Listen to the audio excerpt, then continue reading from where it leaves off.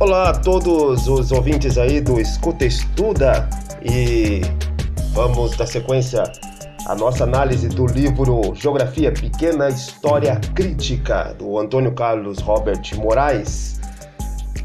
Vamos dar sequência. Na primeira parte, como eu já passei para os senhores, falamos do desenvolvimento da geografia, lá no início a definição, os problemas para definir o objeto da geografia, o positivismo, né, como influência fortíssimo na geografia, na formação, o positivismo lá do Augusto Comte, ele orientou quase todas as disciplinas e que surgiram naquela época a buscar um objeto comum, a buscar leis, a tirar leis, a sempre ter o empirismo. A sociologia foi uma disciplina importantíssima que surgiu do positivismo do Augusto Comte, o francês. Enfim, falamos disso, falamos das origens e pressupostos da geografia, como que as condições para que ela surgisse fossem se formando e a influência de outras disciplinas, como o darwinismo. O darwinismo teve uma influência importantíssima e, por outro lado, as condições socioeconômicas e culturais para a formação da geografia que se deram primeiro na Alemanha, não exatamente no Estado alemão, pois o Estado alemão ele vai surgir lá em 1871, né, com a política orientada pelo Otto von Bismarck, uma grande figura cultuada na história dos alemães. E antes disso havia o desejo de unificar todos os estados alemães, mas, como o livro mostra, não havia nenhuma unidade, a não ser a linguística, nem religiosa tinha, né? Havia várias religiões, né? A predominante era o cristianismo, principalmente nos estados mais fortes, que era a Prússia e a Áustria. Esses estados mais fortes disputaram entre si. A Áustria, profundamente militarista, os Hohenzollern, que eram os governantes da Áustria, eles venceram os Habsburgos da Áustria, perdão, os Hohenzollern. Os Hohenzollern eram os governantes da Prússia. Eles imprimiram numa sociedade, a sociedade prussiana, altamente militarizada. Todos os aspectos da vida social da Prússia era militarizado. E os Habsburgos não, era uma sociedade filosófica, era uma sociedade um pouco mais livre, e até a Leopoldina era uma Habsburgo. Ela veio para o Brasil para se casar com Dom Pedro I, e ela tinha conhecimentos vastos na filosofia, em diversas outras áreas do conhecimento. Enfim,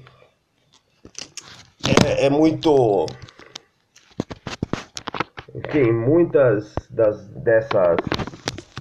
dessa análise foi se passando. Então as condições vieram, os, entre aspas, pais da geografia, o Humboldt e o Richter, Alexander Humboldt e Karl Richter, surgiram antes da unificação da Alemanha, mas já criando o sistema de conhecimento que vai desembocar.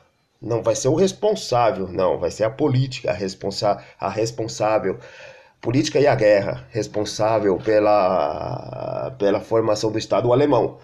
Mas eles vão viver neste mundo que tem essa perspectiva. E o Hatzel, como já demonstramos no último podcast, no podcast, que ele vai viver dentro da Alemanha unificada e a Alemanha altamente militarizada, pois os aspectos os aspectos da Prússia, que foi vitoriosa na missão de unificar os alemães.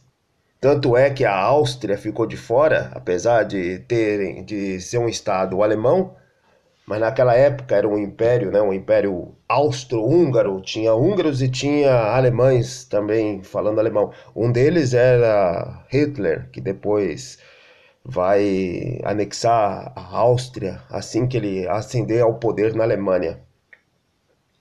Mas o Ratzel, ele, ele então desenvolve toda a sua ideologia e as suas observações sobre a geografia, sobre o espaço, a questão da sociedade e o seu relacionamento com o espaço através da ótica dos interesses alemães. Como dissemos, a Alemanha teve o capitalismo, teve o capitalismo tardio em relação à Inglaterra. Obviamente a Inglaterra era a primeira, todo que vem depois, e a França também. E essa entrada do capitalismo tardio em relação a esses outros dois povos vai criar uma sociedade onde a nobreza ela se estabelece como a mais poderosa classe social. Ao contrário do que aconteceu na Inglaterra, onde houve um acordo para que as duas classes dividissem o poder, combinando lá na Câmara dos Lordes, a Câmara dos Comuns, ou ao contrário também da França, onde houve um rompimento completo dessas duas classes através da Revolução Francesa, onde a burguesia ascendeu como a toda poderosa e controlou o Estado. Na Alemanha não, na Alemanha a nobreza ela vai criar a burguesia. A burguesia sempre vai ter uma relação de subordinação com a nobreza. A burguesia será criada pela nobreza. E os valores da nobreza, aqueles valores do desafio, etc., passam a ser os valores predominantes naquela sociedade, e o desenvolvimento das ideias de Ratzel vão refletir isso. Não que ele fez algo, ele fez todas as suas ideias encomendadas pela elite alemã. Não foi isso, mas boa parte desses valores, de uma forma inconsciente, estiveram ali na ideologia de Ratzel, aonde ele, através de suas observações da sociedade, ele desenvolve o conceito do espaço vital, que diz que toda sociedade, para se tornar hegemônica e ter o seu crescimento, ela precisa necessariamente de um espaço vital, de um espaço que vai lhe garantir o desenvolvimento e vai determinar se ela vai ser uma potência ou se ela vai ser uma sociedade subordinada. Pensam bem, o Ratzel ele não está falando de raças. O Ratzel está falando de espaço vital, capacidade de crescimento e de desenvolvimento, de criação de uma sociedade de poderosos, de uma sociedade que, frente a outras, será forte e, talvez, dependendo da qualidade e do tamanho de seu espaço, será hegemônica. Lembro que falamos até de um episódio do Vavilov, que ocorreu na Segunda Guerra Mundial. Esse episódio ele foi interessante porque o Vavilov era um cientista russo que viajou pelo mundo inteiro atrás de sementes. Ele fez a maior coleção de sementes, o Banco Mundial de Sementes do mundo inteiro, do Vavilov, que ficava em São Petersburgo. E o Stalin ignorou por completo a possibilidade deste banco de semente produzir uma agricultura altamente fértil e capaz de alimentar o seu povo. Na época, A União Soviética tinha uma fome generalizada e Stalin queria resolver esse problema, mas esse problema era gravíssimo, as pessoas morriam de fome. E as soluções mágicas eram as escolhidas pelo Stalin. Mesmo que essas soluções mágicas elas tivessem o resultado de mais morte, apressar a morte das pessoas, esconder os números, esconder os problemas, esse era o caminho que o Stalin tomou. Enquanto que o Vavilov ele não ganhou espaço no governo, foi para São Petersburgo, onde ele montou o maior banco de sementes do mundo e, na época, quando iniciou a guerra entre Hitler e Stalin, entre a União Soviética e a Alemanha nazista, o Hitler, no cerco de São Petersburgo, ele deu ordem para que não matasse, se conseguissem capturar o Vavilov e adquirisse para a Alemanha o Banco Mundial de Sementes. Hitler ele compreendia o valor do Banco Mundial de Sementes, enquanto Stalin não compreendia, foi incapaz de compreender isso. Se o Stalin tivesse essa capacidade, a agricultura soviética teria já produzido uma capacidade muito maior e muitas pessoas não teriam morrido de fome. E Hitler compreende isso, só não conseguiu capturar o Vavilov, que se matou junto com todos os seus cientistas sem comer as sementes. E a cidade não foi capturada, apesar do cerco, apesar do bombardeio, apesar da fome generalizada dentro da cidade também. O Vavilov morreu, os cientistas morreram, as sementes ficaram lá até hoje está lá o Banco Mundial de Sementes. Mas por que Hitler compreendia isso? Porque ele era adepto de Hatzel, ele era adepto da ideia do espaço vital, de que o espaço vital estava sendo formado pelos alemães ao invadirem a União Soviética. Mas não adiantava só o espaço, tinha que ter a capacidade de trabalho e a eficiência desse trabalho, segundo Hatzel. A cultura vai dar a eficiência do trabalho, e a eficiência do trabalho é tecnologia, conhecimento e capacidade de aplicar esse conhecimento. E o Banco Mundial de Sementes do Vavilov era o conhecimento tão desejado pelos nazistas e desprezado pelos soviéticos. Depois que acabou a guerra, os nazistas foram vencidos e Hitler se matou, o Stalin, cansado dos problemas e com medo de um levante popular contra o governo, ele resolveu implementar as ideias de Vavilov, que eram testar as sementes que ele tinha colecionado nas suas viagens pelo mundo todo. E isso deu certo. Amenizou e depois, de certa forma, acabou com a fome da União Soviética, mas muitas pessoas morreram. Enfim, essa é um desdobramento das ideias do Hatzel, das ideias do espaço vital. Mas voltando, saindo lá do final da Segunda Guerra Mundial, voltando para 1871, quando a Alemanha se forma. Em 1871, há uma guerra entre a França, porque a França não desejava a formação da Alemanha, há um país grande e unificado no seu lado, a França temia a Alemanha, né, e com muitas razões, na geopolítica, iniciou uma guerra e perdeu essa guerra.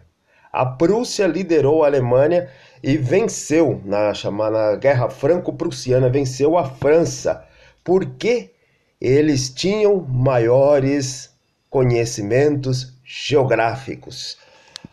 Eles tinham conhecimentos geográficos e os franceses não tinham. E isso foi determinante nos planejamentos da guerra e fez com que a França teve que aceitar uma humilhação diante dos alemães. O sistema de validades que vai desembocar lá na Segunda Guerra Mundial vai começar aí. A Guerra Franco-Prussiana, os alemães vencem e humilham os franceses. Aí a Primeira Guerra Mundial, os franceses vencem e humilham os alemães. E no meio da Segunda Guerra Mundial, o Hitler tenta humilhar os franceses, fazendo eles assinarem uma rendição dentro do mesmo trem aonde os alemães assinaram a rendição da Primeira Guerra Mundial.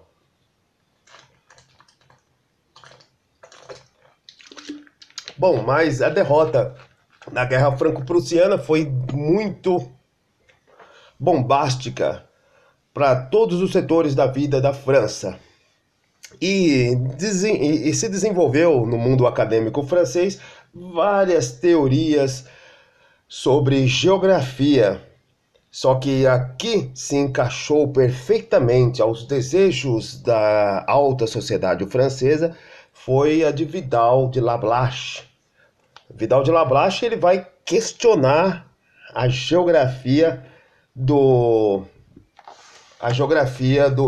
do Hudson. Ele vai ser um grande questionador do expansionismo alemão, porque essa ideia do espaço vital, ainda mesmo depois da vitória sobre a França, ela permeava todo o conhecimento da geografia que se tinha até então. Então Lablache ele vai questionar isso, né? E vai escrever diversas ideias. Não, o que nós temos que entender é que surge então essa nova geografia ali, né, na questão. E o interessante é o seguinte: o Lablache ele vai criar a ideia de que existe um estado anterior à civilização que ele vai chamar de gênero de vida. E esse gênero de vida é a forma com que aquele grupamento de pessoas lidar com o espaço ao qual ele ocupa, a forma como que ele vai relacionar-se com o espaço. É o que ele chama de gênero de vida. As suas tradições, os seus mitos, as suas ideias sobre o espaço que ele ocupa. Então, se fizermos uma interpretação um pouco mais além da França antiga, vamos dizer aí que existe um gênero de vida no Nordeste. A forma como que o povo nordestino lida com o seu espaço, as suas crenças sobre o seu espaço, é um tipo de cultura, é um tipo de gênero de vida. Então, o nordestino, com aquela sua religiosidade extrema, católica, a crença em algumas figuras até que não são aprovadas pela Igreja Católica, mas são revestidas de catolicismo, o Frei Damião, Padre Cícero, toda essa religiosidade, a sua forma de entender essas tradições e achar que as mesmas coisas acontecem com o seu meio, porque seu meio é muito parecido com o meio religioso lá da própria religião, né? Jesus vivia nasceu em um meio árido, semiárido, lá na Judéia. Ele viveu nesse meio semiárido e é muito semelhante ao Nordeste brasileiro. E a ausência de educação que é oferecida a esse povo criou um gênero de vida, o gênero de vida nordestino, que é radicalmente diferente do gênero de vida do amazonense. O amazonense lá que acredita no boto, acredita no curupira, essas tradições aí do amazonense, elas nunca surgiriam no Nordeste seco. Não, só a ideia das tradições, né, do gênero de vida uma interpretação que nós poderíamos dar através das ideias do Lablache, Vidal de Lablache, ao meio brasileiro. Então, não teria nunca o surgimento do Boto, do Currupira, lá no Nordeste. Ele surgiu no meio, essa lenda surgiu lá no meio do amazonense. E se você vier para o Sudeste, você vai ter outras lendas no sul também. Então, vai se criar um gênero de vida daquele grupamento em relação ao seu meio, a sua forma de lidar com o meio. E esses meios, esses gêneros de vida se relacionando através de trocas econômicas, através de guerra também, através de trocas culturais, migrações e diversas outras formas, elas vão se desenvolver e criar os domínios de civilização, que ele chama de domínio de civilização. E esses domínios de civilização são o assentamento de formas que lhe dão daquela área toda em relação ao meio. Então, se transferirmos nossa interpretação aí do Brasil que fizemos para a Europa, vamos dizer que lá o português tem um gênero de vida, o espanhol tem outro gênero de vida, o francês tem um gênero de vida, o alemão tem outro. Vai tudo depender do seu espaço, da sua origem, e a sua origem vai informar como aquele grupo vai lidar com o espaço. Então vai dar esse gênero de vida. E se pegar toda a Europa, nós teremos o domínio de civilização. Interessante, vou ler aqui um trecho aqui na página 83, né, o que o Moraes ele escreve sobre o Vidal de Lablache. Já nessa breve exposição da concepção do objeto geográfico para Vidal de Lablache, é possível observar o sutil aumento que, no mesmo discurso, critica o expansionismo germânico, ao mesmo tempo em que resguarda uma legitimação da ação colonial francesa.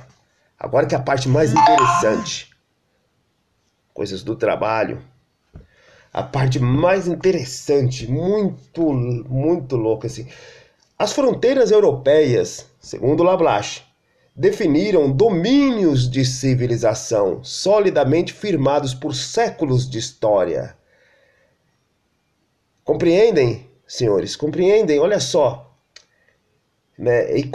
Continuando aqui, e qualquer tentativa de não respeitá-la significaria uma agressão, na medida em que estes limites seriam fruto de um longo processo de civilização à própria civilização. Ou seja, agredir as fronteiras europeias é uma agressão a um domínio de civilização, à própria civilização.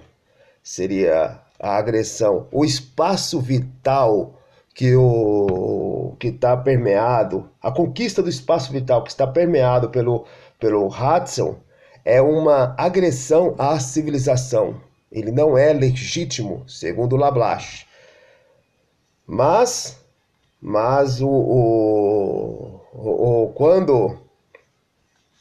quando os europeus vão à África, vão à Ásia, aí se legitima. Se legitima porque o gênero de vida dos asiáticos, dos africanos, são gêneros que estão isolados. Eles não têm contato uns com os outros, um contato sadio de trocas. Ele não consegue se desenvolver e criar um grupo de domínio de civilização. Então cabe ao europeu ir até a África e criar, então, o domínio de civilização, levar civilização. É a missão civilizatória dos europeus em relação à África e à Ásia. Essa é a justificativa. Então, para Lablache, o gênero de vida dos europeus já está desenvolvido e criou um domínio de civilização, e o gênero de vida dos africanos e dos asiáticos, e em certa medida também dos latino-americanos, mas é muito mais dos africanos e dos asiáticos. Eles não estão desenvolvidos, eles não criaram um domínio de civilização e eles estão parados no tempo. Se ou os europeus não forem lá e dominar aquelas áreas, levando conhecimento e parte de sua civilização, não irá haver desenvolvimento lá. Esse é o raciocínio do Vidal de Lablache. muito, muito contraditório, né? Mais ou menos, em resumo, é mais ou menos dizer que é legítimo os europeus dominarem africanos e asiáticos, mas é ilegítimo os europeus dominarem europeus. É ilegítimo. Mais ou menos, resumindo, é isso. Resumindo, é isso. Ele justifica a missão. A grande crítica que o Moraes coloca, e que lá na frente vai ser a crítica da nova geografia, ou a geografia crítica, é que o Lablache ele se resumiu a certas coisas e não falou de outras. Vou ler o trecho aqui, ó, na página 84. A geografia vidalina, do Vidal de Lablache, fala de população, de grupamento e nunca de sociedade. Fala de estabelecimentos humanos e não de relações sociais. Fala de técnicas e de instrumentos de trabalho, porém não de processo de produção. Então, é interessantíssimo.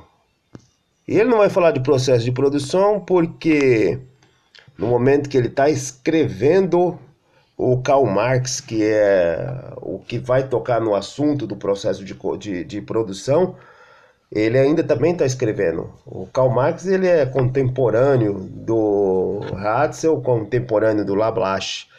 Mas o Karl Marx ele conhecia o Ratzel, ele é alemão, o Karl Marx, e ele não conhecia o Lablache. Mas o Karl Marx ele vai também falar da sociedade alemã, vai falar também da história francesa e da economia inglesa. Mas isso é papo para outra coisa, para o marxismo, tá? A história do marxismo. É só irem no áudio resumo sobre a ascensão do socialismo. Na primeira parte eu explico a diferença aí a diferença do marxismo, socialismo, comunismo. Marxismo é uma forma de interpretar a economia. Socialismo é uma perspectiva de desdobramento da história, que não aconteceu. Quer dizer, aconteceu sim. Aconteceu de uma forma deficitária e não deu certo. Também no mesmo grupo de resumos aí da ascensão do comunismo, tá lá a história como que ela é, sem puxar sardinha para lá, do que nosso objetivo não é atender às expectativas de vida de um grupo político ou não. Nós falamos o que está escrito nos livros, nada mais nada menos. Goste ou não goste, nós estamos na realidade, no campo da realidade, não no campo dos desejos, né? Porque hoje em dia nós temos um fenômeno interessante. As pessoas, elas leem as notícias, leem as coisas e interpretam do jeito que elas querem, para elas atenderem os seus objetivos, ou político, por exemplo, que ela gosta, político que ela ama. Não sei, não vou falar nome aqui de político nenhum para não denunciar que seja um conteúdo político também, né? Mas aí temos esse fenômeno. Bom, continuando, nós sem sair aqui dos trilhos, estamos saindo dos trilhos. Estamos saindo, deixa eu beber um copo d'água aqui, uma garrafa d'água.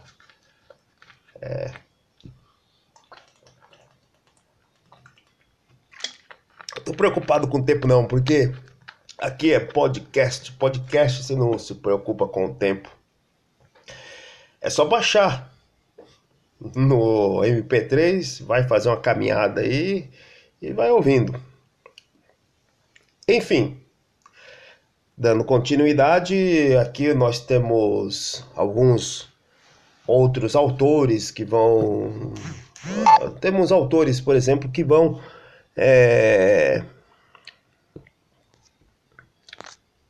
levar adiante as ideias de Lablache, como Lucien Febvre, que ele cunha nos estudos dele, que ele entra na discussão do Ratzel versus Lablache. Ele cunha as escolas, ele chama as escolas a de Lablache de possibilista ou possibilismo, e as do Ratzel, e de autores que seguem Ratzel, de determinista. Interessante aí que o Lablache, ele é o fundador da revista Annales de Géographie, do francês Géographie, Annales de Géographie. Essa revista, ela vai ser importantíssima no meio acadêmico da geografia e vai ser uma das responsáveis, as suas ideias de Lablache, de mudar o eixo, segundo o nosso autor, mudar o eixo das discussões da geografia da Alemanha e levar este eixo para a França. Apesar que a geografia do Ratzel continua muito viva na Alemanha e vai fazer a grande parte dos teóricos nazistas, até um general, eu já falei no último podcast sobre esse general que desenvolveu ainda mais a ideologia do Ratzel, acrescentou a questão das raças e vai levar os alemães a acreditarem que tinham que, a todo custo, de toda forma, tentarem obter o espaço vital. Mas, vamos continuar nossa ideia. Né? A revista, ela até que lançou também um modelo de estudos. E os livros que foram surgindo também vieram com esse modelo de estudo, onde a primeira parte, quase todos os estudos que vieram depois seguiam essa estrutura. A primeira parte fala das bases físicas do local, a segunda do povoamento, a terceira da estrutura agrária, a quarta da estrutura urbana, a quinta da estrutura industrial. Cara, e uma coisa interessantíssima que eu pensei na hora que eu estava lendo essa parte, que o livro lá, Os Sertões, do Euclides da Cunha, ele segue essa estrutura, ou pelo menos tenta seguir, né? Não vou dizer isso aí. Até abri, ele não, claro, a primeira parte lá do livro, eu li esse livro há muito tempo lá, ele descreve um pouco da Guerra de Canudos, ele sai também, ele não segue fielmente essa estrutura, mas é interessante porque um livro de literatura que tem uma parte histórica, mas não exatamente comprovada, mas segue essa estrutura, porque as primeiras páginas falam das plantas do Nordeste, do clima seco. Fala de eu não li essa primeira parte não, né? Que quando eu fui tentar ler, comecei pelas primeiras páginas. Aí começava a falar de tudo isso e muito chato, muito chato. Aí me falaram, pô, pula essa parte e começa da outra, né, que vai falar um pouco do povoamento, do homem, da sua forma. E hoje, na hora que eu estava lendo esses trechos que falam desse modelo de estudo geográfico, que vieram de uma herança do Lablache, aí eu fiz uma associação ali, poxa, fala das bases físicas, fala um pouco do povoamento, da estrutura agrária, que é uma estrutura, e até hoje né, muito brutal, não dá espaço ao pequeno agricultor. Mas hoje também o capitalismo se desenvolveu e nem sei se reforma agrária seria uma coisa interessante. Aí fica para vocês refletirem sobre isso. E seguidores, então, como o Feberé, ele vai cunhar também seus trabalhos nessa estrutura.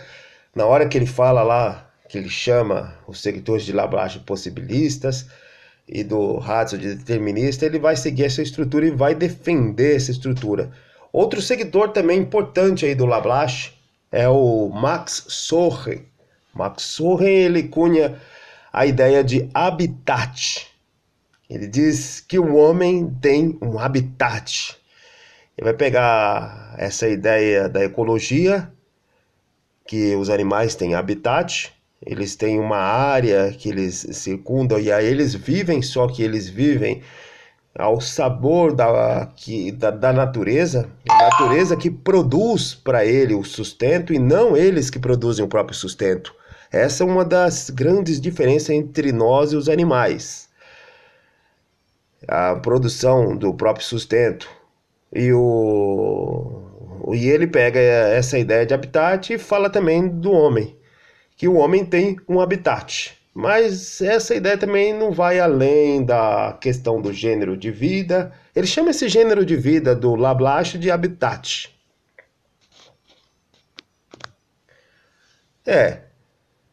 E, enfim, nós temos ali os possibilistas e os deterministas, mas também surge, no livro do Moraes, ele descreve uma nova forma de entender a geografia, mas ela não foge da geografia tradicional, que são os racionalistas.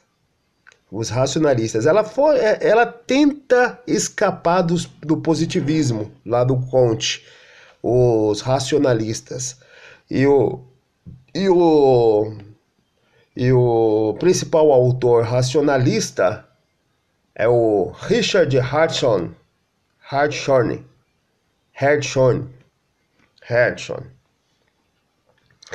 E ele é um americano. Até então, os Estados Unidos, até a Segunda Guerra Mundial, ele era, o próprio livro também que ele descreve, ele era um repetidor de ideias dos europeus, os americanos. Eles repetiam ideias da geografia dos europeus. E os Estados Unidos, até então, ele estava sob a tutela do poder do Reino Unido.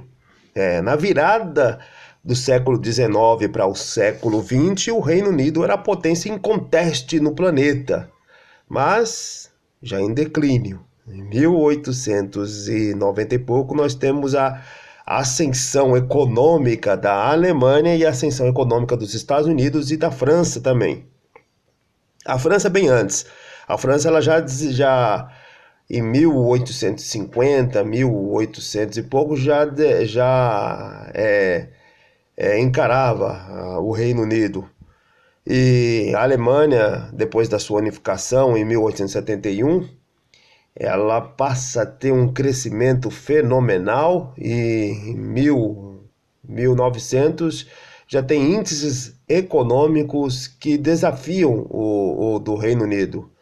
Mas ainda o Reino Unido era a economia mundial, a Libra era uma moeda mundial. Hoje, o que é o dólar hoje era a Libra. Estados Unidos também. E no final da Primeira Guerra Mundial, a Libra já deixa de ser a moeda mundial. E no final da Segunda Guerra Mundial acabou. No mundo ocidental, os Estados Unidos ascendem como a grande potência, não só militar, mas também cultural.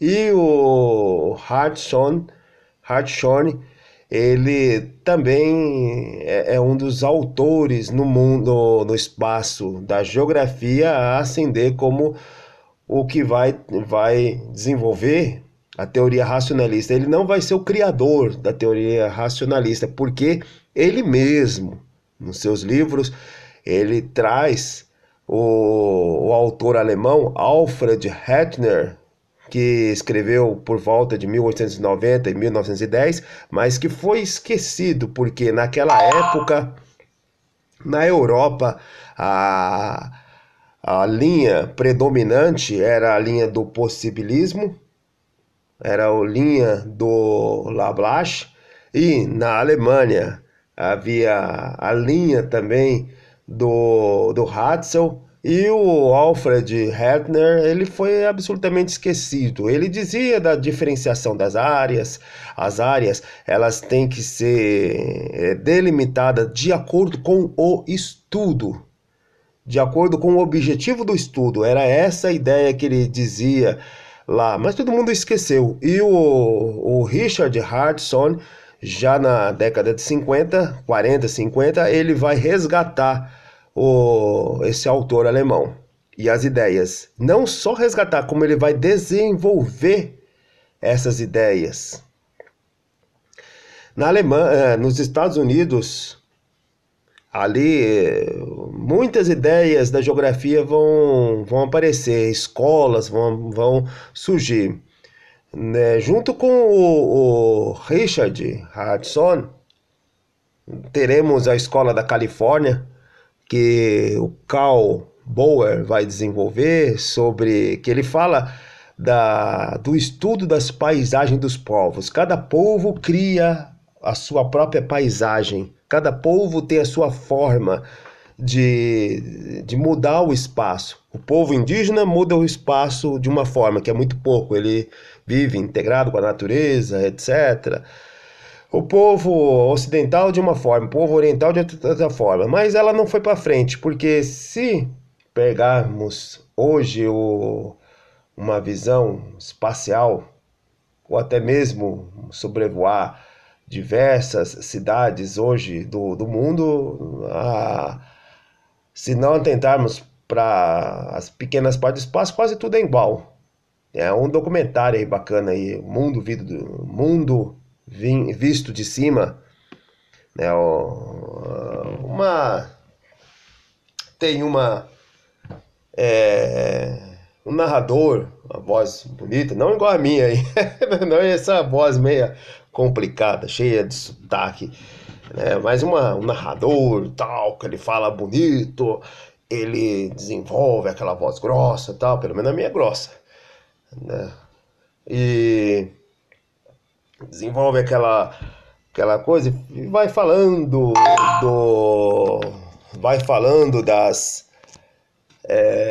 das paisagens. Ele não entra em nenhuma estrutura. Eu até gosto da narração, mas acabo sempre dormindo, porque não entra em nenhuma estrutura.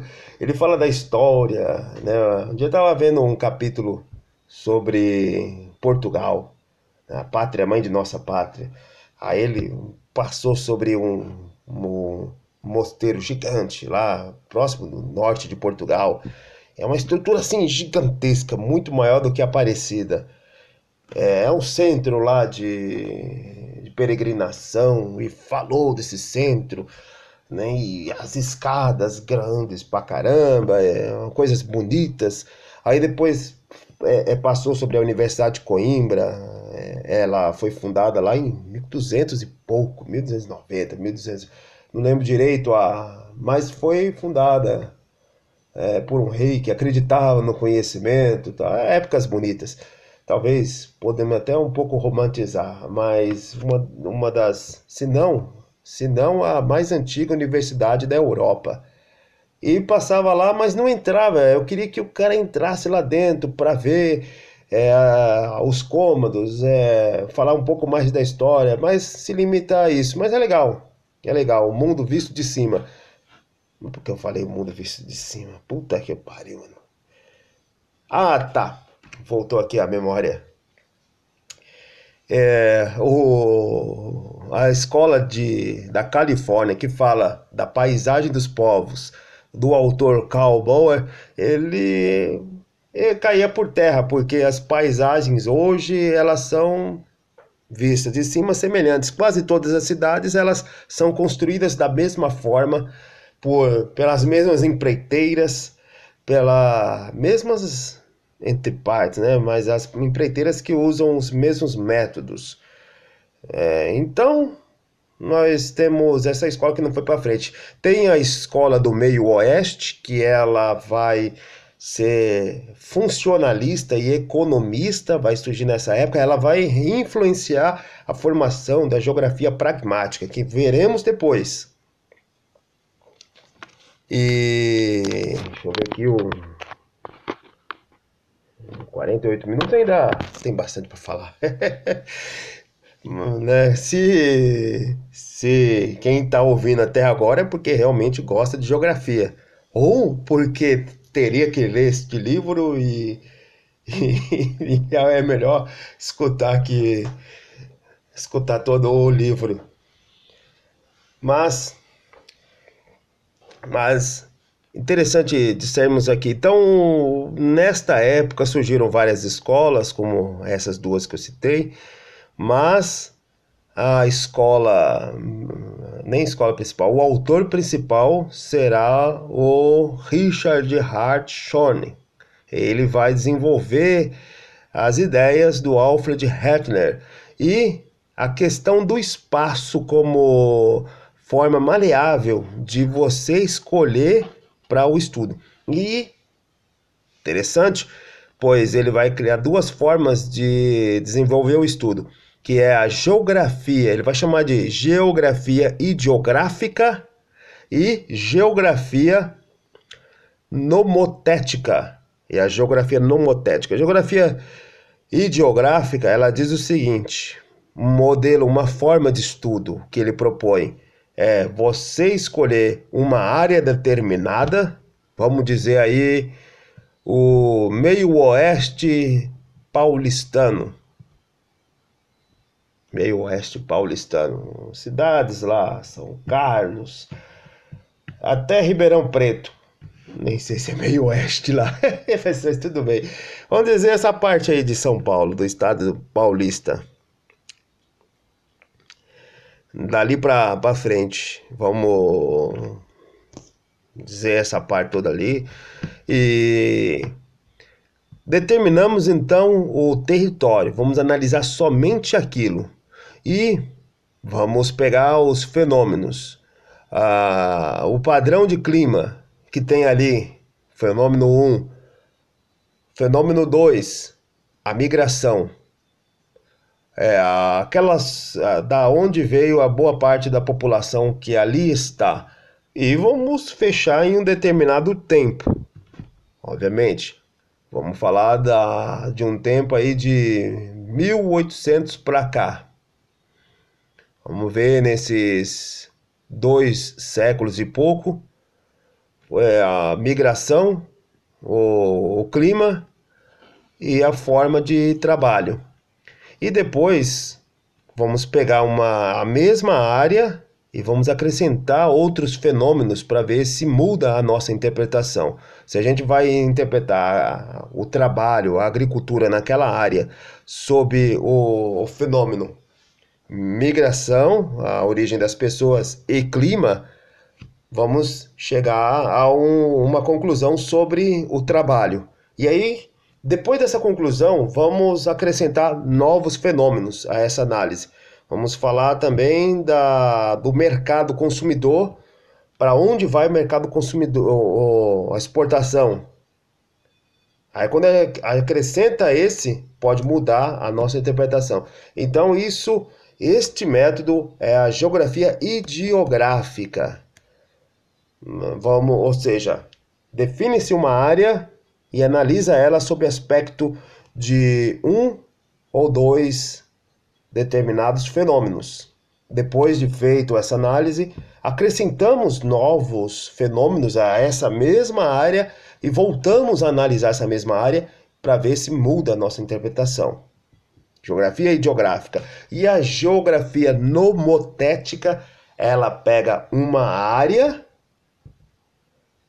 que ela vai determinar e pega uma outra área para comparar sob o aspecto do mesmo fenômeno. Vamos pegar o estado de São Paulo, aonde o predominante em um certo período de migrações De 1800 a 1900 foi de italianos, e vamos pegar o outro estado aí, Santa Catarina, onde o predominante foi de imigrantes alemães. E vamos comparar, né? Então, mais ou menos o mesmo fenômeno, migração, áreas diferentes.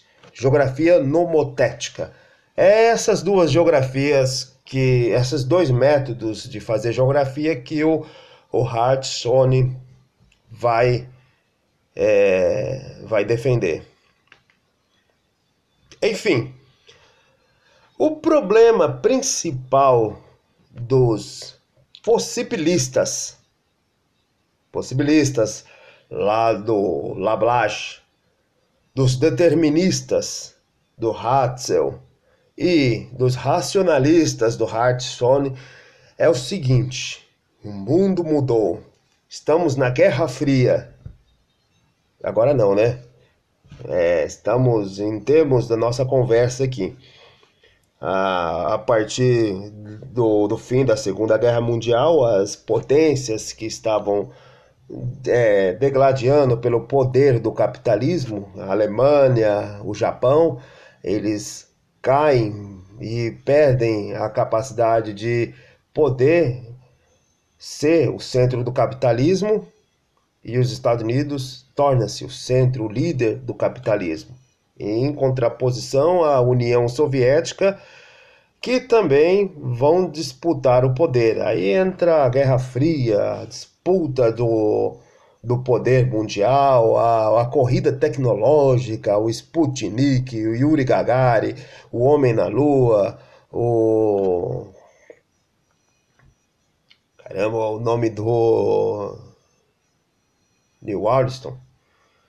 Enfim, vai surgir essa competição, e isso é a grande demonstração de que o capitalismo saiu da sua área concorrencial, do momento em que ele concorre uns com os outros. Os capitalistas, eles estão concorrendo uns com os outros, este momento vai do século XIX, onde nós temos um imperialismo formal, os países europeus dominando outros, com a justificativa lá do Lablache, e a Alemanha que chegou atrasada nesse processo, e aí ela defende não só o domínio dos outros povos, como também domínio dos europeus, através do espaço vital. Vai desse momento até o fim da Segunda Guerra Mundial, aonde se fecha as cortinas do palco e o capitalismo deixa de ser um capitalismo concorrencial para entrar na fase monopolística, a fase dos grandes conglomerados, das grandes trusts, as grandes empresas que vão dominar o setor tecnológico, o setor de grandes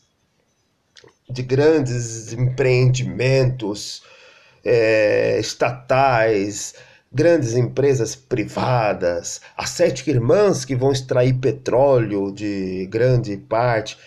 Alguns países vão até resistir a essas grandes irmãs, aí essas sete irmãs,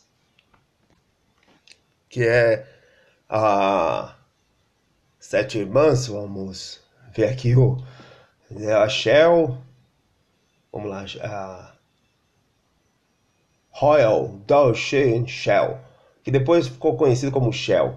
A Shell, a POC, que depois é o BP, a Esso, aqui no Brasil, né, ela foi embora, e depois se juntou a MOB.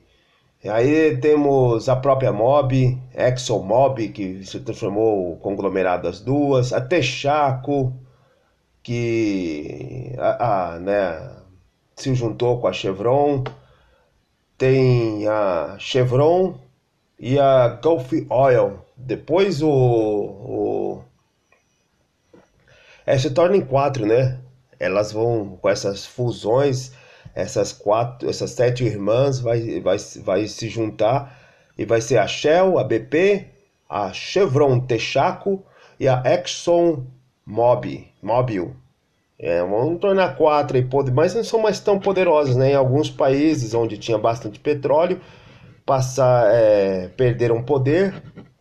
Teve a formação da OPEP, no momento que elas tentaram controlar a política, tudo isso, através desse cartel, elas quebraram a cara porque os árabes criaram a OPEP e deram uma inversão, né? Em outros países que tentaram tirar o petróleo e dominar, teve grande pressão política, como no Brasil, a criação da Petrobras. O Getúlio Vargas ele forçou essa criação da Petrobras. Na época, os Estados Unidos defendendo os interesses das sete irmãs, algumas delas americanas, vai forçar a não criação da Petrobras, mas não vai perder essa, porém depois vai ter o domínio da política brasileira. Então o capitalismo ele sai da área do seu estágio concorrencial e vai para o estágio monopolístico, aonde o domínio da economia americana e dos conglomerados americanos e de alguns europeus levantados lá pelo Plano Marshall, etc., eles vão ser o monopólio do capitalismo. Essa economia integrada no Ocidente, com esses grandes conglomerados, os trustes, cartel, monopólio, oligopólio, tudo isso não é um fenômeno que foi observado pela geografia tradicional. A geografia tradicional ela não teve a capacidade de entender isso. Quer dizer, não havia esse fenômeno para ser observado. E toda ela é pautada no empirismo, que é a observação dos fenômenos, então ela não pôde prever isso. E ela deixou de ser capaz de explicar o mundo. Há também os fenômenos que vão surgir dessa fase do crescimento capitalista no Ocidente, que é as grandes migrações, o processo aceleradíssimo da urbanização, tanto em países desenvolvidos quanto países subdesenvolvidos. A pegar São Paulo, essa cidade aqui, que em pouco tempo cresceu de uma forma tão rápida e acelerada, criando guetos, criando periferia, o Capão Redondo,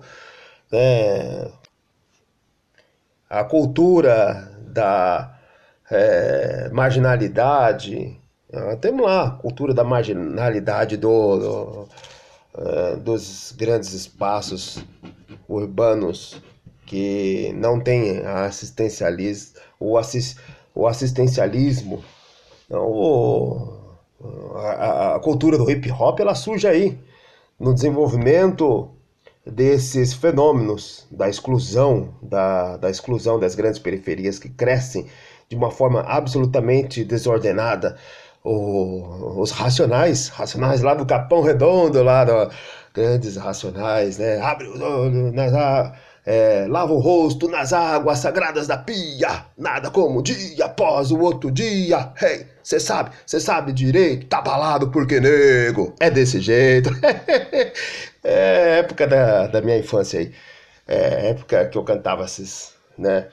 Quero ouvir, meus guerreiros de fé, quero ouvir. Programados pra morrer, nós concordância nominal completa. Firmeza, tá? Eu não lembro direito não, mas é isso aí, né? Vamos para animar um pouco aí. Mas voltando aqui à geografia, voltando ao conhecimento, a geografia ela vai então ter que passar por uma nova forma de uma mudança por completo para compreender e explicar esses fenômenos e também atender às demandas do novo mundo que se forma, que é a Guerra Fria. O problema numa competição que se dá entre dois sistemas é que os sistemas eles precisam olhar para si mesmo e compreender a realidade e não o desejo. É a realidade. Entre a realidade e o desejo é a grande complexidade. Então a gente vai olhar lá. Vamos olhar lá a questão. Ó, está acabando a bateria aqui. Senão vai perder todo o áudio aqui, todo o esforço aqui. Vamos lá. Se olharmos lá, o espaço vital do Hatzel, ele vai servir para a ideia de uma sociedade autárquica. Ele pensou no espaço vital para uma sociedade que vai se autogerir e ter capacidade de enfrentar outras sociedades. Ele pensa em espaços aonde o Estado-nação está separado uns dos outros e a guerra é algo que acontece fácil. As consequências não são tão desastrosas quando se tem armas nucleares e, enfim, o espaço ele passa a ser entendido como uma conquista, como uma ideia de conquista para o espaço vital. O gênero de vida são quando pensa-se o que eles chamam de domínio de civilização como pequenas ilhas diante da grande superfície da Terra. São pequenas ilhas. Também não serve para explicar a globalidade toda. O habitat lá que o Max Sorge, seguidor do Lablache, também não explica as grandes migrações.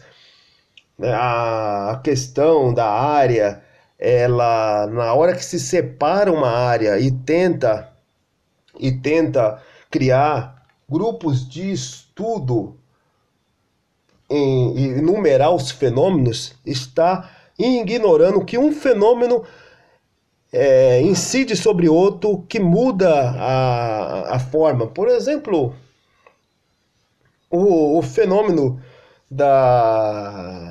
do aquecimento global, que muda as massas de ar polar e muda o regime do clima global, que muda as florestas, que aumenta o aquecimento global, que também é parte da atividade industrial. Tudo isso está interrelacionado e quando se separa uma pequena área para fazer um estudo, você está ignorando todo um conjunto de coisas que interferem nas outras.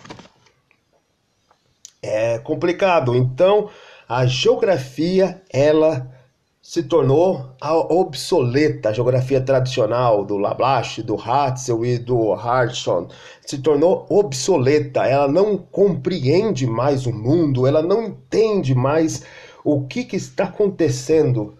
Ela não explica a grande marginalidade que está acontecendo nas cidades do Ocidente, a formação de favelas, de comunidades, a violência, a marginalidade, a falta de capacidade de certos estados de oferecer serviços básicos para o desenvolvimento individual das pessoas. Tudo isso ela não mais. E também ela não consegue atender aos desejos dos capitalistas, que é explicar sua própria sociedade. Por quê? Porque havia a Guerra Fria, voltando antes do rap, a Guerra Fria. A Guerra Fria, tanto o lado capitalista quanto o lado socialista precisavam ter uma visão real das suas capacidades e não o do seu desejo. Aí que tá, né? Hoje nós vivemos numa sociedade onde as pessoas procuram na internet, nessa inundação de informações que nós temos à nossa disposição, as pessoas não procuram mais a realidade. Elas procuram a confirmação dos seus desejos. Elas gostam de certos políticos, então ela busca só notícias que vão favorecer o seu político, ou a sua visão de mundo. Não precisa ser apenas do político tal, mas a sua visão de mundo. Ela busca só aquilo que vai vai oferecer uma explicação para o que ela deseja e não ela busca a realidade. E também isso acontece, isso é um fenômeno normal na psique humana. E quando, por exemplo, vamos dizer aí, a Hitler estava perdendo a guerra, ele ainda tinha esperanças de que a tecnologia alemã poderia fazer a diferença e mudar os rumos da guerra. Mas era o desejo dele, então ele viveu ainda com esse desejo e não a realidade. Até que chega o momento que os russos estavam às portas de Berlim e a realidade cai ali na frente, que não há mais escapatória para o sistema político que ele tinha desenvolvido dentro da Alemanha. Então, os governantes, eles podem cair neste mundo de desejos, de apenas tentar ver o seu desejo e ignorar a realidade. E isso é perigoso quando se está competindo com o outro lado. Aí que vai surgir a geografia pragmática.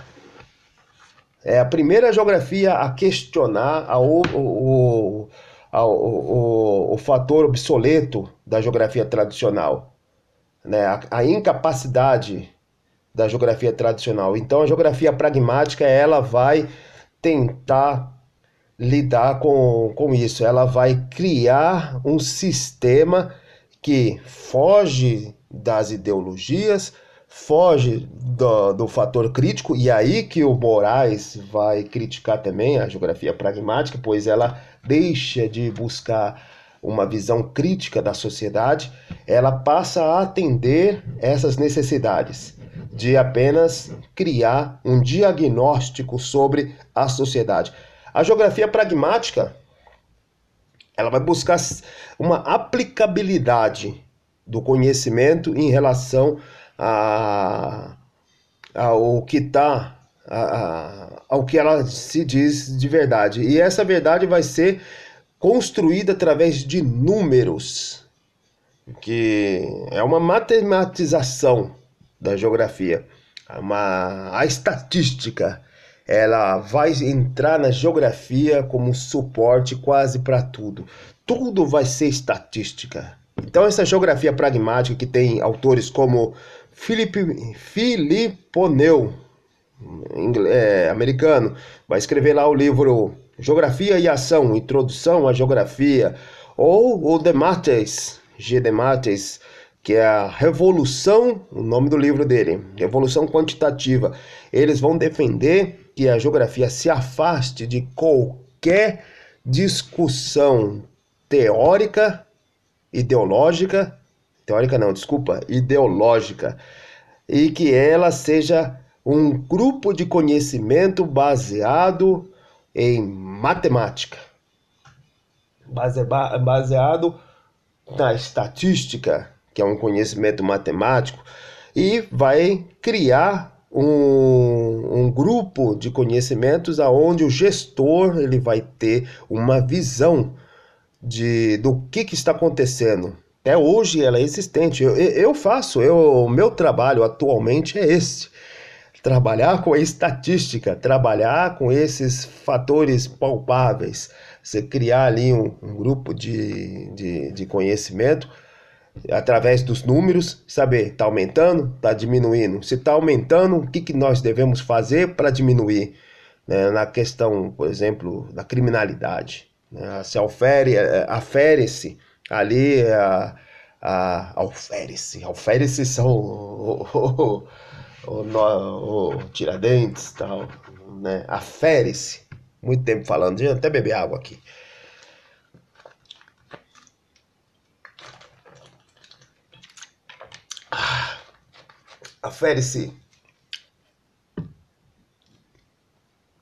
Afere-se uma quantidade de números, compara-se com um período, e esse período você tem uma noção se está melhorando ou se está diminuindo, dependendo do número. Se é um número desejável que aumentando, aumentando, ele vai, ele vai ser um indicativo que está melhorando. Diminuindo, vai ser um indicativo que vai estar piorando. Agora, se é um número indesejável, se ele está aumentando, então, por exemplo, o número de roubos para o nosso lado da sociedade é ruim. Então, esse sistema da geografia pragmática, ela vai fazer um grande, que vai surgir lá o PIB dos países, né? Vamos só ver, por exemplo, uma lista de PIBs aqui, a mais recente. Caramba, onde é que tá? Tá aqui, ó, mais recente, 2020, pelo Fundo Monetário Internacional e pelo Banco Mundial e pelo FBI. Pelo FBI. Pela CIA. Estou confundindo aqui as instituições americanas. Estados Unidos está em primeiro lugar em todos, pelo PIB nominal, está em todos em primeiro lugar. União Europeia em segundo. A China em terceiro. O Japão em quarto, o Japão e a China em terceiro, mas senhores, a União, vamos lá, pelo FMI, Estados Unidos está em primeiro lugar, com um PIB de 20 trilhões. União Europeia em segundo lugar, com um PIB de 18,7. Mas a União Europeia não é um país. Apesar da sua Constituição, está lá no nosso resumo sobre União Europeia. Ele vai vagarosamente construindo instituições que podem se transformar em países, mas houve revés, houve dois revés importantes. Pode lá ver no nosso resumo sobre a União Europeia. E segundo lugar de países, né, tirando a União Europeia, a China, 14 trilhões, ainda falta muito para chegar nos Estados Unidos. Japão, com 4,9, Alemanha com 80 e poucos, 82, 83, 88 milhões de habitantes, produz muito mais que nós aqui com 220 milhões. Ao quinto, Reino Unido, com 2,6. Reino Unido já foi a grande potência do mundo. A Índia com 2,5, a França com 2,55. Cadê o Brasil, mano? Putz, Brasil tá em 12º. Já foi oitavo, sétimo, vai estar em 12º. Que tristeza. Produzimos menos do que a França. A França, com seus 66 milhões, também é muito produto agregado, muito produto relacionado à tecnologia. Assim como o Japão também, tem 150 milhões de habitantes, 80 milhões a menos do que nós, mas muito valor agregado nos seus produtos. Nós não temos valores agregados nos nossos produtos, então por isso estamos lá embaixo. Apesar de sermos a 6ª maior população do mundo, já fomos a 5ª. Como diz um dos analistas que eu gosto de assistir, de ler, o Brasil, ele está perdendo população, tá mais ou menos, tem a geografia pragmática ali do IBGE. Ela vai dizer que o Brasil a tendência do Brasil é ainda continuar um pouco de crescimento da sua população. Quando chegar mais ou menos em 2035, 2040, a população brasileira vai começar a diminuir, vai começar a decrescer. Porque a estrutura da população brasileira, aquele triângulo, que é da geografia pragmática, aquele triângulo que mostra a quantidade de idosos, quantidade de meia-idade, quantidade de jovens. Aquela estrutura já tá diferente. A quantidade de pessoas da meia-idade é superior à quantidade de jovens no Brasil. Ou seja, a população brasileira está envelhecendo e não ficou rica. Os europeus, eles envelheceram e ficaram ricos. São ricos. Eles envelheceram e ficaram ricos. Nós ficamos velhos e não somos ricos. Isso que é o problema. E vai ocorrer um problema seríssimo social. Que você vê aí aqueles idosos vendendo picolé aí nas ruas, ainda tendo que trabalhar, e ainda mais esses idosos aí de 60, 70 anos correndo nas ruas com picolé, e esse dinheiro está sustentando o neto que tem 20 anos e não trabalha, é vagabundo. Às vezes até traficante, né, que comete roubo, qualquer outra coisa, né? A desarticulação da economia, os fenômenos que nós estamos aqui na geografia. Mas voltando aos trilhos, para a gente terminar isso aqui. Está próximo do final. Se chegou até aqui, ouviu até aqui, é porque realmente gosta de geografia, gosta do conhecimento. Quando eu fazer o canal do Pacu e Dalim, que minha mulher tá pedindo aí, quando eu fazer, aí vai bombar, porque é coisa besta, né? Vai ser dos animais, mostrando lá os bichinhos voando para um lado, voando para o outro, né? Fazendo lá, às vezes... Não, isso não, porque eles já reproduziram aí acho que uns 20 filhotes aí. Nossa senhora, esses bichos são uma máquina de reprodução. Podia ganhar dinheiro nisso aí. Mas não, também, coitado, é tão velhos.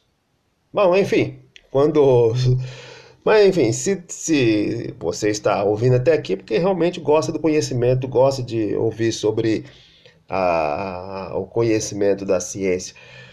Enfim, a geografia pragmática, ela vai surgir então neste objetivo de dar uma visão real do que está acontecendo, e ela cria um diagnóstico para uma intervenção. Se a coisa está ruim, então vai ter que intervir para melhorar.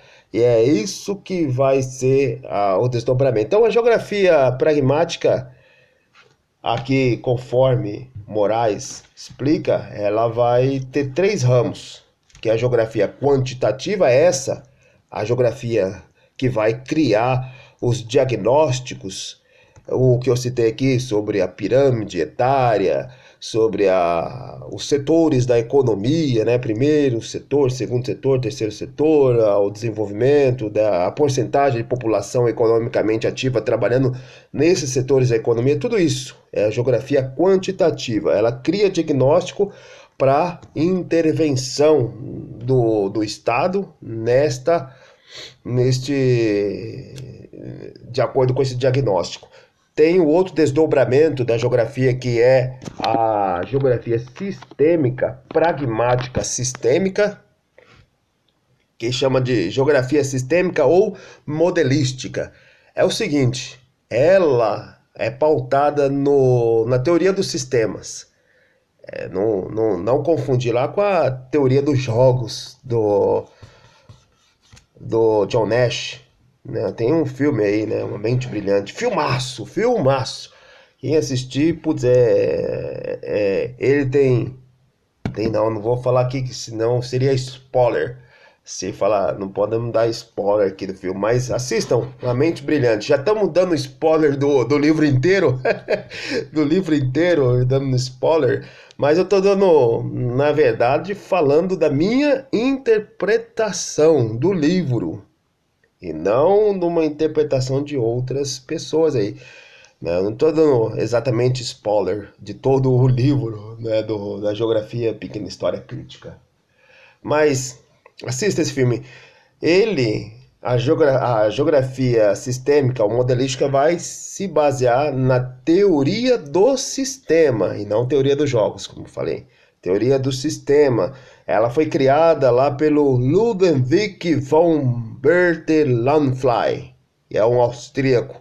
Ele vai desenvolver essa teoria aí de 1950 a 1968, mais ou menos.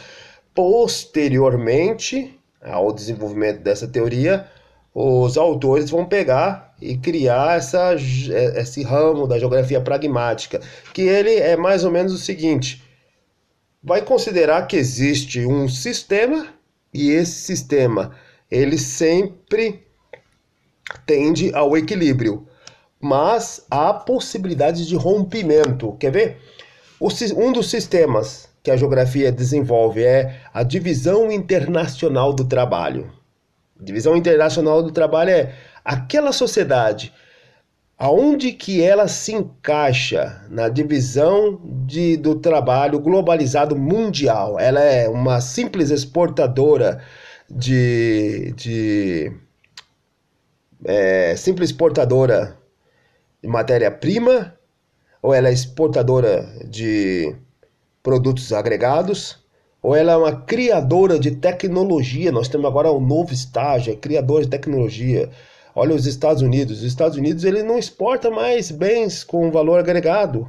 Ele, ao contrário, ele é dono das marcas. Ele gerencia as marcas. As marcas, elas mudaram as suas fábricas, mesmo de produtos com alto valor agregado, para a China, para o México, para países aonde é muito mais barato produzir. E dentro dos Estados Unidos, ela seleciona líderes que vão criar o conhecimento. E dessas surgem também novas empresas, as empresas que não produzem nada, produzem nada.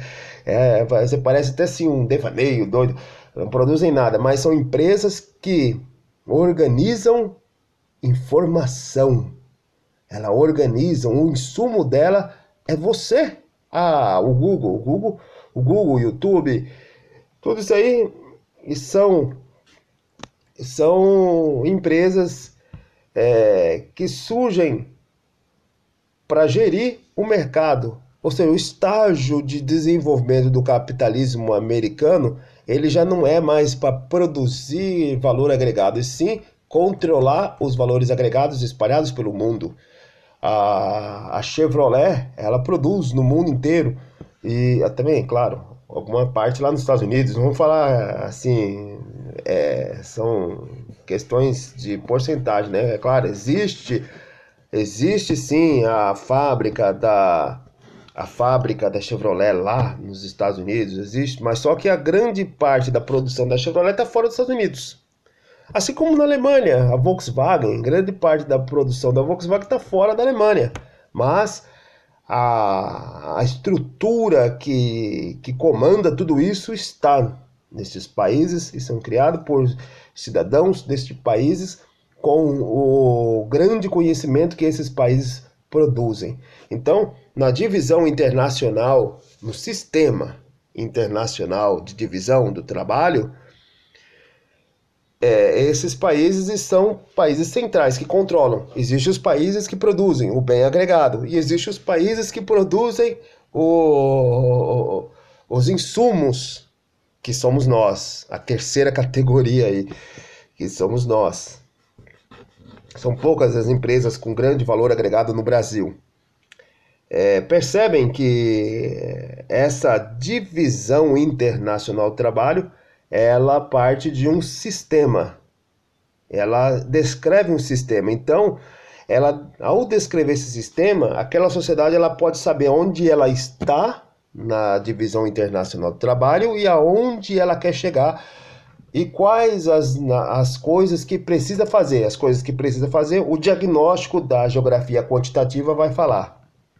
A China, ela fez isso, né? Na década de 80, morre lá o Mao Tse-tung, que deixava a China completamente fora da divisão internacional do trabalho, altíssimo analfabetismo, índices de pobreza atroz, gigantesco, etc. Isso porque a experiência socialista não deu certo lá. E aí o Deng Xiaoping, ele assume e inicia reformas lá, as ilhas de prosperidade, etc. Faz a China entrar no capitalismo, a China entra no capitalismo E aí ela controla, isso aí seria mais para um outro áudio resumo. Controla tudo isso e ela na divisão internacional do trabalho pelo lado de cima, criando marcas de alta tecnologia e hoje competindo com os Estados Unidos. Agora, qual o lado melhor da competição? Não quero dizer aqui. Aí é a ideologia e tal, né? É claro que a democracia é o melhor sistema, na minha opinião, né? Na opinião de muita gente. Mas a posição do Brasil não é a posição de tentar agradar um ao outro por causa que um é democrático, o outro não é, etc. O Brasil, ele tem que pensar em tentar desenvolver e a briga dos grandes é a briga dos grandes. Nós somos pequenos ainda. Talvez sejamos aquele. Somos grandes em volume, mas em capacidade de ação somos pequenos. Essa é a verdade. E temos também a geografia comportamental, que eles falam que é a geografia da percepção, aquela que vai descrever a percepção da pessoa, o comum, o indivíduo, da sociedade, as pessoas, como que elas vão conversar umas com as outras, vão compreender o mundo, como que elas entendem tudo isso, como que elas compreendem o espaço geográfico, o pensamento do indivíduo comum, aquele que não controla o Estado, aquele que não está dentro do Estado, criando o controle do Estado, como que ele enxerga o seu espaço. Então são três divisões da geografia pragmática: a quantitativa, a baseada na teoria dos sistemas, a sistêmica, e a comportamental. Mas, por fim, aqui vai surgir uma nova geografia também. Ela vai criticar a geografia tradicional, lá do Hatzel, Lablache, Hartshorne, vai criticar e também critica a geografia pragmática. Essa aí é o seguinte: ela vai voltar no tempo e falar para que serve a geografia? Ela serve para quê?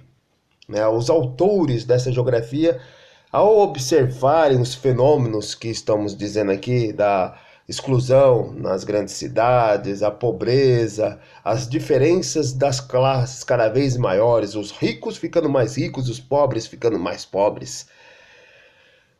Tem até uma musiquinha antiga, mas não vou cantar não. Bom, ela vai perguntar para quê? Para atender os interesses dos grandes, dos poderosos, ou para melhorar a vida das pessoas, para dar para tentar levar as pessoas a se tornarem melhores, se desenvolverem. Para que serve? Né? A geografia crítica, ela vai largar todos aqueles objetivos do positivismo ou do neopositivismo e vai dizer que a geografia, ela tem que servir para uma transformação social, ela tem que servir para melhorar a vida da sociedade, das pessoas, para isso que ela serve. E né, claro, ela vai se utilizar de alguns mecanismos aí da geografia pragmática, como por exemplo a criação dos índices, o índice de Gini, onde o Brasil é um dos piores, hein? O índice de Gini, ele é uma demonstração da geografia pragmática de um fenômeno que ocorre em todo o mundo ocidental, principalmente no mundo ocidental. A exclusão social, a diferença entre classes, alguns ficando muitíssimos ricos e outros ficando cada vez mais pobres. E o Brasil sempre esteve no topo desta lista, né, no índice de Gini. E aí essa é a grande diferença. Mas as grandes potências, elas também sofrem disso. Os Estados Unidos está sofrendo uma distensão das classes cada vez maior. A França, a Alemanha, a Inglaterra, Reino Unido, vai também sofrer isso. Só que os autores que vão surgir nessa geografia crítica vão surgir no seio da França, ali, alguns vieram até do subúrbio de Paris. A França aqui, que é uma das maiores economias do mundo, como acabamos de falar aí a lista, né? É a sétima economia do mundo, a quarta potência militar do planeta. Não é pouca coisa, não. É a quarta potência, depois dos Estados Unidos, obviamente, hegemônico nos Estados Unidos, a Rússia, a China e a França. Ela tem mais armas nucleares, mais recursos que o Reino Unido. Então, obviamente, é a quarta potência militar do planeta, a sétima economia, e tem uma distensão social altíssima, uma marginalidade grande, um subúrbio das grandes cidades da França, principalmente Paris, tem uma pobreza gigante, algo assim que, claro, superado pelo Brasil, né? Não vai chegar na nós aqui, não consegue ainda chegar às distâncias sociais que nós temos aqui, infelizmente. Mas os autores franceses vão iniciar o grande questionamento da geografia tradicional e da geografia pragmática. Um dos autores importantes deste livro, que o Moraes cita, é o Yves Lacoste, francês, Yves Lacoste. Ele vai dizer que a geografia, mesmo com todas as suas transformações, inclusive a geografia pragmática, ela serve para a guerra. Ela nasceu para a guerra, ela serviu para a guerra e ainda continua a servir para a guerra. Então ela tem que mudar o seu foco, porque para ele, para o Lacoste, é um problema da geografia. Ela serviu para a guerra, né? Lá no Hatzel, ela serviu para a guerra. O Lablache, ele só disfarçou, mas continuava a servir para a guerra, porque para os franceses dominarem os povos que não tinham civilização, lá na África, na Ásia, tinha que fazer guerra, só tentava evitar a guerra europeia. O Hartson também, mesma coisa. E a geografia pragmática, quando ela levanta números da economia, levanta números da sociedade e de toda essa gama de conhecimento, ela também é para subsidiar a sua diferença em relação ao competidor da Guerra Fria. É para guerra. E o Lacoste ele vai dizer que dessa geografia que foi feita para a guerra, ela tem duas. A geografia dos estados maiores, que é um conhecimento para que o Estado continue controlando os indivíduos, independente do que acontece, o Estado está pouco se fudendo, segundo a visão do Lacoste, está pouco se... perdão pela palavra aí, mas o Estado ele não se importa com a questão da distensão social que está acontecendo. O Estado ele se importa em si de proteger a sua alta classe, que é a que controla o Estado, de desenvolver os seus interesses das grandes classes. Então, é a geografia dos estados maiores. E tem a geografia dos professores, que é a geografia menor, que é ensinada à classe mais baixa, e essa geografia ensinada à classe mais baixa, ela serve como ideologia para disfarçar a geografia dos estados maiores. É como que pegar o raciocínio marxista de que a ideologia serve para enganar a grande classe do proletariado, e o proletariado não veja que ele está sendo explorado. É a mesma lógica. O Lacoste está dizendo que a geografia dos professores, ele ao homem comum, ele disfarça os objetivos da geografia dos estados maiores, que é dominar e perpetuar um sistema muito complexo e perverso em relação à grande população. Então, o Lacoste, ele vai criticar esse sistema de geografia, esse sistema do conhecimento, e ele quer propor uma outra forma de geografia. Ele quer propor uma geografia que mude a sociedade. Junto com ele, pois essa geografia crítica, ela vai surgir com muitos autores franceses, mas também com outros autores. Temos o britânico, o David Harvey, que inicialmente ele escreveu muitas das análises em prol da geografia pragmática, em prol da numeração da geografia e que ela se afastasse do debate crítico da sociedade. Mas depois ele se converteu para a geografia crítica.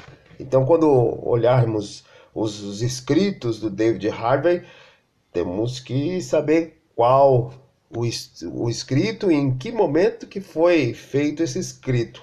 Se é o pragmático ou se é o crítico. E ele diz o seguinte, o David Harvey, vou ler aqui um trecho aqui, ó, não dele, quer dizer, dele sendo citado pelo Moraes. A questão do espaço não pode ser uma resposta filosófica para problemas filosóficos, mas uma resposta calcada na prática social. Isso quer dizer o quê?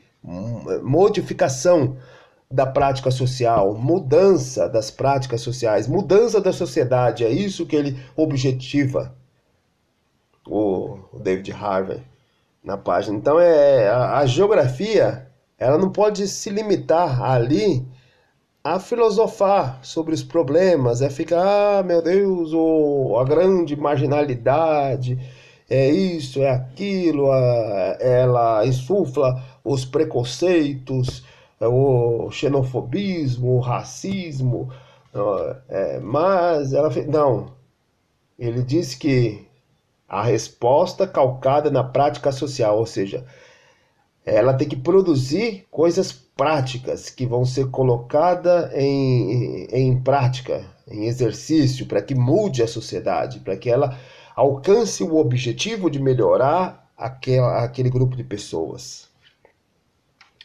No Brasil, o geógrafo que é reconhecido internacionalmente, assim como nós temos lá também na sociologia, o Florestan Fernandes, né, que Florestan Fernandes, ele escreve vários livros, ele foi nada mais nada menos que o orientador do Fernando Henrique Cardoso.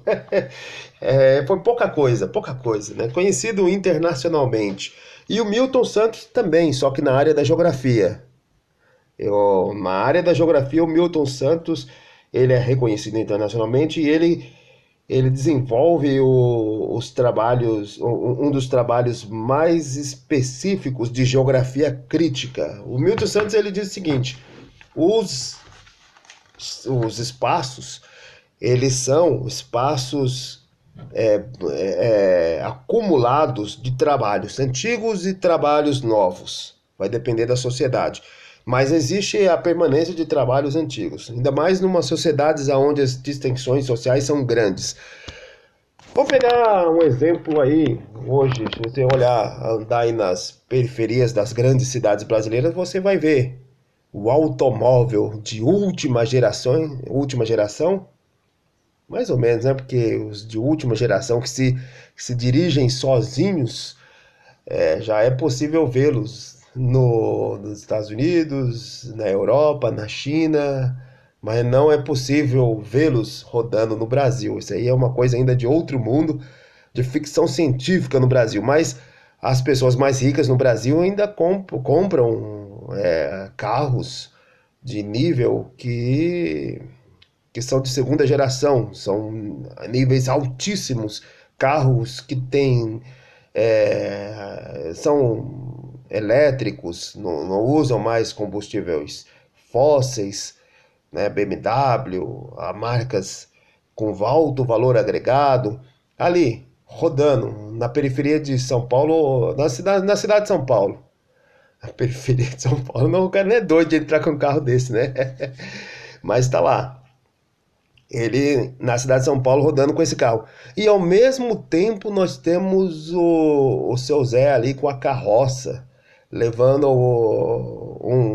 levando algum tipo de material, sei lá, frutas, etc., vendendo ali na periferia, agora sim na periferia, rodando. Então na mesma cidade nós temos trabalhos antigos, a carroça do coitadinho lá do seu Zé, excluído, que não teve acesso a uma educação de qualidade durante a vida toda, semi-analfabeto. E nós temos ali o deputado tal que controla parte do Estado, faz seu jogo político, recebe verba para apoiar o político tal, etc. Ou o empresário inescrupuloso que importa produtos da China e depois critica a China e faz ali, vende esses produtos todos ali e tá lá dirigindo o seu carro de última geração. Ou seja, aquele mesmo espaço, essa mesma cidade, ela tem agregados de trabalhos antigos, a carroça, e de trabalhos mais novos, modernos, o carro de última geração, antepenúltimo, né? E todo esse acúmulo desse trabalho, dessas coisas, neste espaço, o Newton Santos vai chamar de rugosidades. Rugosidade. A rugosidade. E essa rugosidade, a sua característica vai depender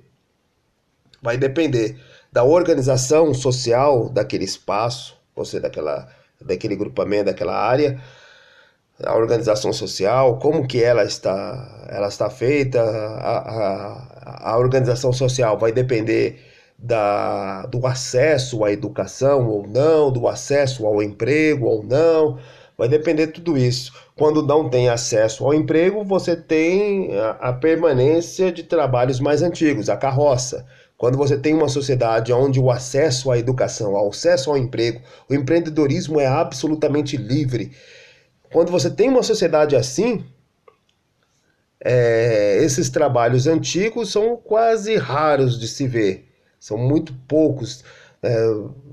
Você vai para mesmo o subúrbio americano, você vai encontrar carros velhos, mas você não vai encontrar alguém usando uma carroça, usando algo do século XIX. Você não vai encontrar, porque lá o acesso é muito maior, inclusive para as pessoas mais pobres. E você vai ter essa diferenciação. A tecnologia, o centro de tecnologia, como dissemos, esses países ricos são centro de criação de tecnologia, e os países como o nosso não é centro de tecnologia. É só pegar a lista das 100 melhores universidades do mundo. 50 são norte-americanas, são dos Estados Unidos. Outras 40, parece que não chega a 40, não, chega aos 30 e alguma coisa. Estou arredondando aqui, né? Acho que não é 50 americanas, não. São próximos aí de 40, 40, 45, são americanas. A grande predominância é dos Estados Unidos. Uma outra predominância da mesma quantidade dos Estados Unidos são europeias. E nós temos a ascensão de várias universidades da China. Nenhuma do Brasil, da Argentina, de outros povos aqui aparecem neste ranking. Não é reconhecido como universidade de alto nível. Nem a USP, que é uma excelente universidade. Mas, você vê, é o nível de tecnologia abaixo. Ou seja, trabalhos antigos, rugosidade que eles chamam, né, os recursos econômicos e o espaço para que possa ser analisado, segundo Newton Santos, o espaço tem que ser o Estado Nacional, tem que ser, não pode variar. lá como o Richard Hardson, ele propôs que o espaço variava de acordo com o objetivo do estudo. Como já dissemos, é muito complexo a gente separar um espaço e ficar tentando determinar fenômenos, porque os fenômenos são alterados por outros que estão em outro espaço e etc. Então já é obsoleto esse pensamento. E o Estado Nacional, ele tem que ser a área de análise. Por quê? Newton Santos ele diz o seguinte: porque é o Estado Nacional que é o único que tem capacidade de fazer modificações sociais. É ele que tem capacidade, mas vai depender de quem está no poder, de quem está. Por isso que uma democracia, ela dá a oportunidade da população colocar quem ele quer no poder. Essa é a, essa é a grande possibilidade. Só que quando a população é burra, ela só coloca indivíduos incapazes, então ela vai também pagar por isso. Vai pagar por isso, ela vai pagar por quem ela coloca no poder. Mas a responsabilidade é dela. No momento em que um grupo assume o poder, ele vai privilegiar apenas a ele mesmo. Geralmente no Brasil foi assim. Então, um amadurecimento do sistema democrático seria o melhor. Mas, segundo Milton Santos, a área de estudo tem que ser o Estado Nacional, porque ele tem a capacidade de fazer modificações sociais. É ele que ele tem a visão do todo, ele tem a visão geral. Então ele pode fazer. Então a análise ele tem que ser pautada nesse espaço. Mas, como vimos na geografia pragmática e nas críticas que a geografia crítica faz à pragmática, ele pode fazer a mudança social, mas também pode trabalhar para que o status quo permaneça o mesmo. Vai depender de quem está no poder. Terminado, então. Agradeço a você que ficou até aqui nessa 1 hora e 50 minutos. É porque realmente gosta da geografia, porque tem apreço pelo conhecimento. Muito obrigado e até o próximo podcast, até o próximo resumo. Abraço.